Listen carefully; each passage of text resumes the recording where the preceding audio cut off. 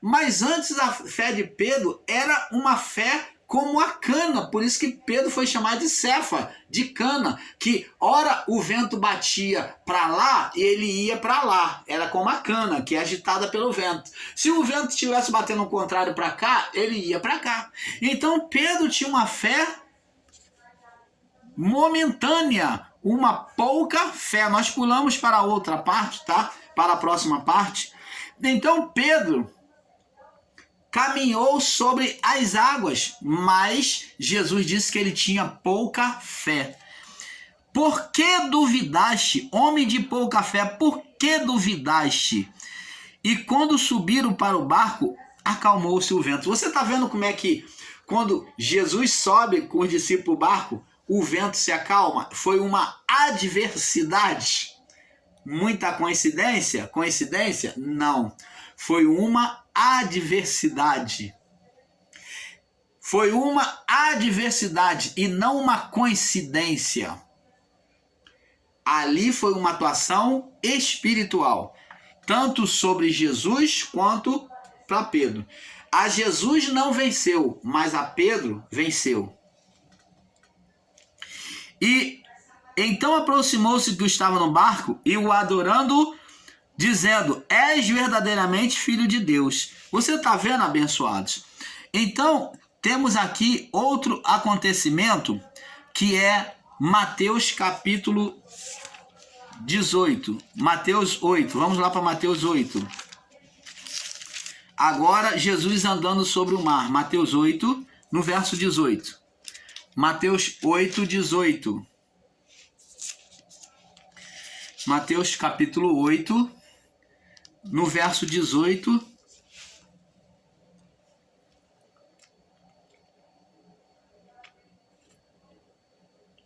Não, Mateus 8, no verso 23. Diz assim: e entrando ele no barco, os discípulos o seguiram. E eis que no mar, Jesus entrou no barco, os discípulos seguiram. E eis que no mar se levantou uma tempestade tão grande, sobrenatural. Aquela manifestação foi uma manifestação sobrenatural do mal. É uma manifestação do mal, tá? Tão grande, fora do normal, que os discípulos, como pescadores, eles também se apavoraram. Os que estavam ali e eram pescadores se apavoraram, o que não era normal, tá? E tão grande que o barco era coberto pelas ondas, porém estava dormindo. Quem estava dormindo? Jesus. E os discípulos aproximaram-se dele, os pescadores, né? Aproximaram-se deles, os que já estavam experientes no mar, apavorados, dizendo, aproximaram-se dele dizendo: Senhor, salva-nos, que perecemos. Salva-nos, que nós vamos morrer, nós estamos à beira da morte. E ele disse: por que temeis? Por que vocês estão apavorados? Por que vocês estão temendo? Homens de pequena fé. Olha só, agora a mesma palavra dita para Pedro lá: homens de pouca fé, homens de pequena fé. Então agora Jesus está dizendo que todos eles ali são homens de pequena fé.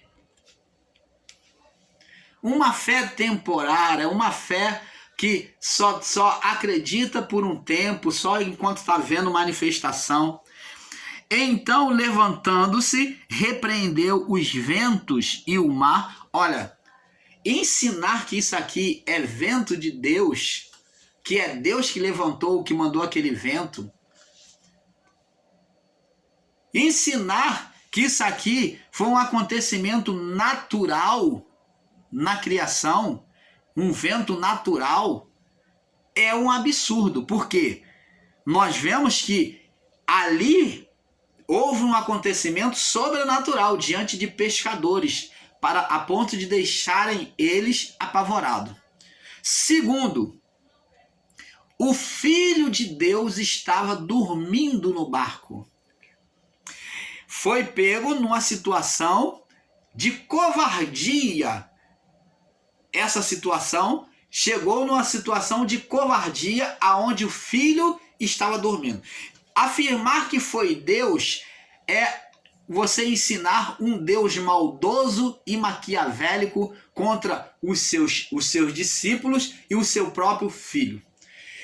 E ensinar que foi curso da natureza também é um erro, porque os discípulos eram experientes no mar e estavam apavorados.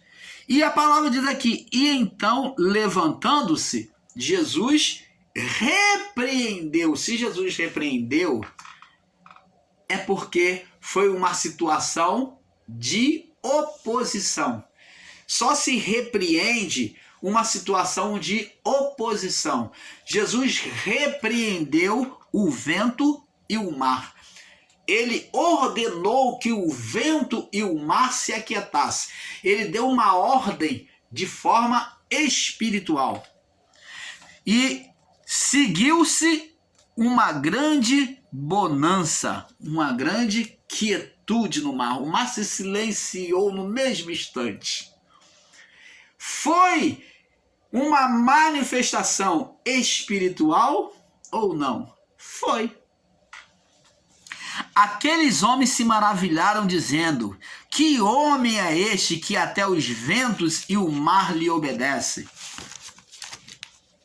Então, abençoados, agora vamos para compreendendo que a fé, ela tem que existir e ela deve ser uma fé permanente, não uma fé temporária. Vamos para o livro de João, capítulo 16. Já estamos terminando essa série. Nós vamos terminar agora nessa última parte. João, capítulo 16, no verso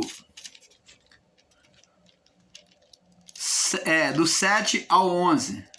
Do 7 ao 11. Diz assim: Todavia, digo-vos a verdade, que convém que eu vá, porque se eu não for, o Consolador não virá a vós. Mas quando eu for, vou-lo enviarei.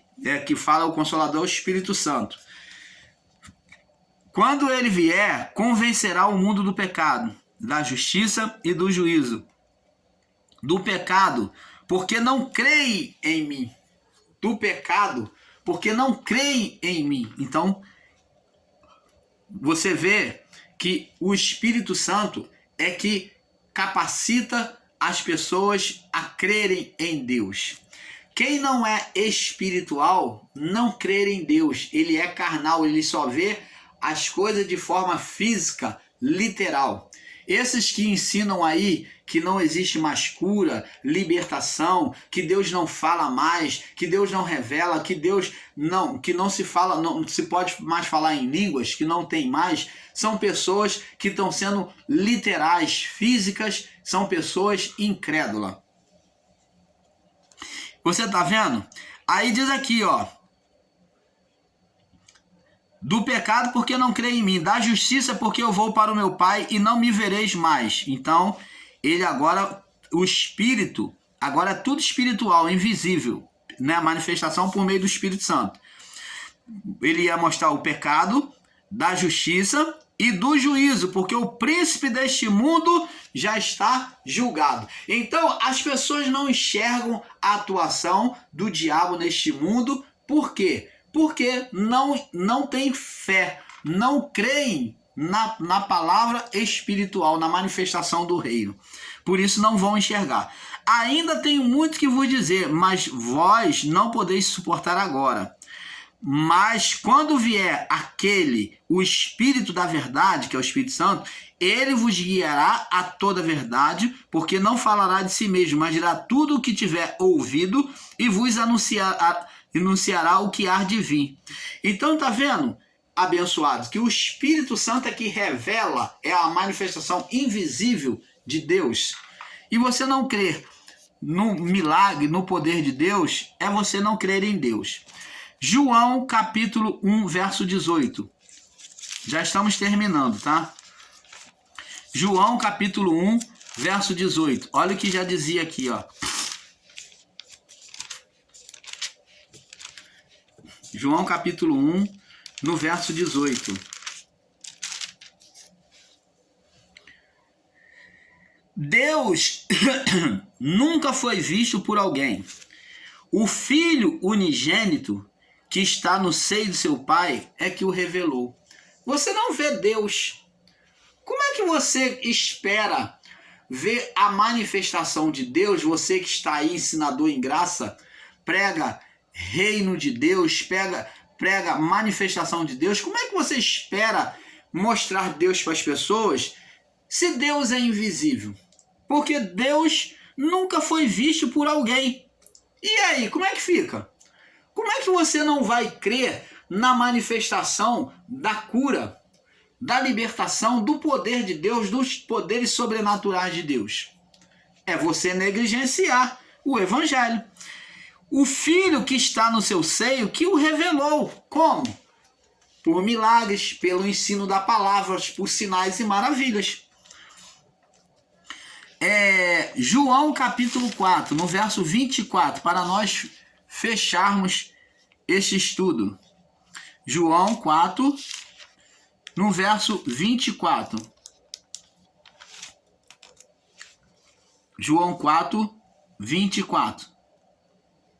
Diz assim: Deus é espírito, e importa que os que o adorem em espírito e em verdade.